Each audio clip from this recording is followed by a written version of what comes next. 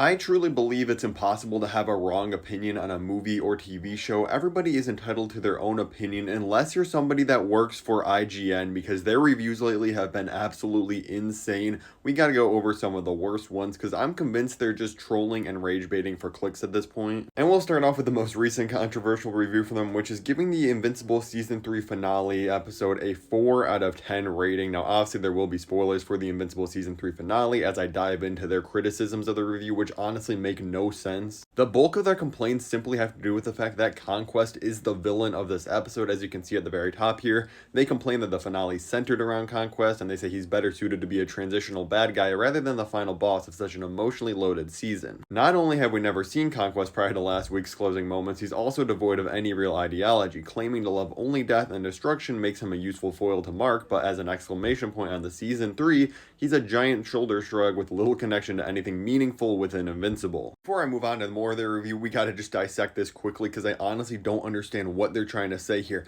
Yes, we haven't seen Conquest before the final moments of episode 7, but the Viltrumites as a whole have been established. We know the Viltrumites' mission is to conquer and take over these planets. Yeah, we've never seen him before, but we already know the Viltrumites' mission as a whole, plus we get an entire monologue original to the show that's not even in the comics. They added more depth of Conquest talking about how all he is used as a weapon. He doesn't even have a real name. He's just Conquest. This is all he does. He's too good at just destroying planets. This complaint honestly feels like a product of so many modern superhero movies having always a super complex villain who's almost always like just a misunderstood person, or they were right at one point and they just took it too far, or they always have some super deep connection with a hero. But in reality, to be a compelling villain, you don't need to have those things. Sometimes you just need a good mustache twirling super evil villain. And they're complaining that he would be better served as a transitional villain rather than the big season finale villain. But the thing is, yeah, it's a season finale, but this is not the end of the show. He is really a transitional villain for Mark, who just shows up at this point at one of his lowest points after the Invincible War that was a super emotional thing tied super closely to Mark. But let's continue on. They say Conquest's antics force Mark to put civilians in danger once again, a development our hero doesn't even acknowledge despite it being such a potent part of his recent arc.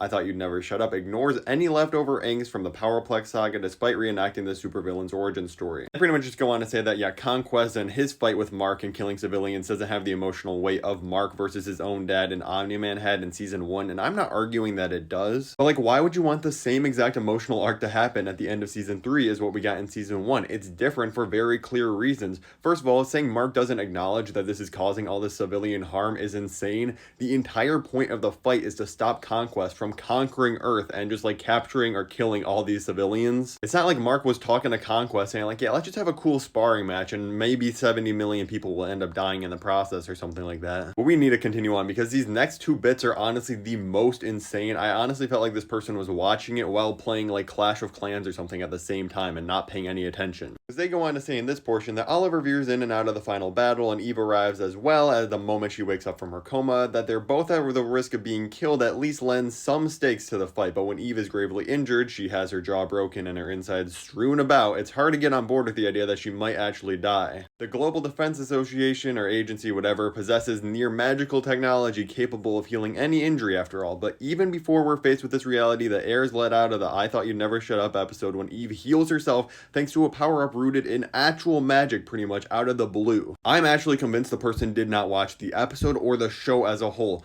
Her entire power set is based on the fact that she can rearrange atoms and pretty much create anything or turn anything into something else. And she explains in the episode itself that she had a block put in her since birth that stopped her from being able to rearrange the atoms of organic matter and things like herself. But by the nature of being in a traumatic near-death situation, she was able to overcome the block and rearrange the atoms of her own organic matter and heal herself. Not magic in any shape or form. It's her powers from the very beginning of the show just reaching a new level. It gets even worse because the very next part of this completely ignores what he just complained about with Eve and talks about that Mark wailing away on Conquest is therefore a purely physical act with no emotion behind it. The Viltrumite is a complete stranger and giving him lengthy monologues this late into the season and so soon after his arrival feels entirely pointless. So first of all, they're complaining that Conquest is too new of a character. Then they're complaining that he has a monologue explaining who he is, how he feels, and what his mission is. So they're mad that he's new, but they're also mad that they're explaining who Conquest is as a character and giving you an answer to your dilemma. The first part of that review was even more insane because he says that it's a purely physical act when Mark is wailing on Conquest. You just acknowledged the fact that he ripped the guts out and pretty much killed Adam Eve, and she had to use all of her powers pretty much to bring herself back to life and make a blast on Conquest to just make him weak enough. Of course Mark is going to go insane on Conquest. That is the emotional connection. He's so pissed that he's there conquering his planet and specifically killing his girlfriend. The entire show and this season in particular has been building up this relationship between Eve and Mark, and you're saying that that's not enough of an emotional thing to make the fight between Mark and Conquest more than a physical fight? And like I said, it's okay. Everybody can have their own opinion. If you hated the final episode, that is fine with me. But when all of your reasonings were pretty much answered in the episode, or like the complete opposite of what you're complaining about actually happened, I feel like it's just not valid. Also, this is the same person that gave Invincible Season 3 a 7 out of 10, so like it's not like they completely hate the show. I don't get how you could enjoy most of the season and then you get to this final episode and you're like, oh yeah, that's just terrible. And for context, the Acolyte got a 6 out of 10 on IGN. Let's move on to the next review though, which is of course for Snow White, being panned by critics absolutely everywhere. Audience reactions are almost all negative unless you're polling kids that are like 7 years old or under. And again, everybody's entitled to their own opinion. If you love the movie, that's fine, but we gotta dive into this review too because it's another mess. Review's off to a pretty bad start when like the third or fourth paragraph in the entire thing is talking about Gal Gadot saying that at least the Wonder Woman actress manages to bring an appropriate flamboyance to the queen's body language and movements. Gadot makes her feel like an imposing, gleefully sinister figure, even if her singing and dialogue never measure up to the character's operatic sensibilities. So yes, they're acknowledging that it's a terrible performance and still just highlighting this in a positive way somehow. I'm sorry, this is insane. Like yeah, having great body language and stuff is cool as an addition to an acting performance, but they acknowledge that the dialogue and the singing is terrible. In a musical, that's pretty important stuff to give a good performance, yet they still highlight it in a positive light. This is where I feel like the reviews and the scores they give in particular are pure rage bait because they go on to acknowledge how much of the movie is an eyesore, just the general look of the film is very drab and dreary, and of course talking about the CGI dwarfs. Like the only positive things they really end up saying in this review is that Rachel Zegler is a great Snow White, which I actually agree with. I think she's getting so much unfair hate just because people don't like the actress. She is great in the movie. I agree that her singing is really good in the film too. Like that is one of the only positives, and they also talk about how they think a lot of the new original songs really help add a lot to the movie, which I disagree with. They only have like 2 or 3 songs from the original movie, the rest are original. I think those are bad, but whatever. Like I said, subjective,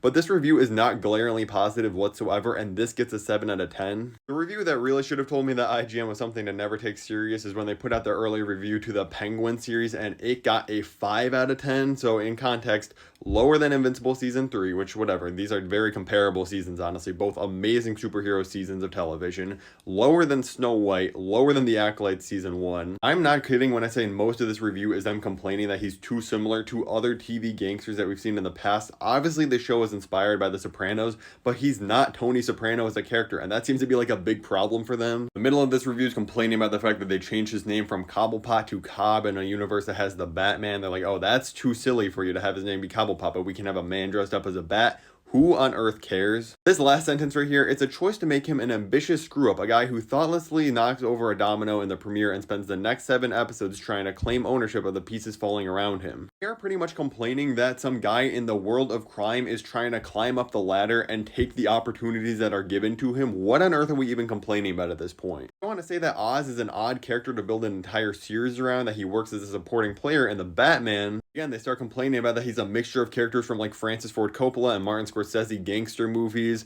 Farrell's disappearance into Robert De Niro facial expressions, and James Gandolfini, obviously he's Tony Soprano's vocalizations continue here, though it starts to feel less like an homage and more like pastiche after a few episodes. I genuinely don't know how you can walk away with the show thinking it's nothing than Colin Farrell doing a Tony Soprano impersonation and thinking that the Penguin didn't have an interesting story to tell here. It is literally an insane story. Every little bit of backstory and knowledge we learn about him throughout the episodes, learning how evil and twisted he really is so compelling, and they're saying he's an odd character to make a story all around. As I've said multiple times, IGN has a lot of different writers, even though a couple of these reviews from the same exact person. Everybody's entitled to their own opinion. I just had to go on a super rant about all of this. If you want to see the only correct opinions in the world on the Invincible Season 3 finale or Snow White, click one of the videos on screen now and check those out. Thank you so much for watching.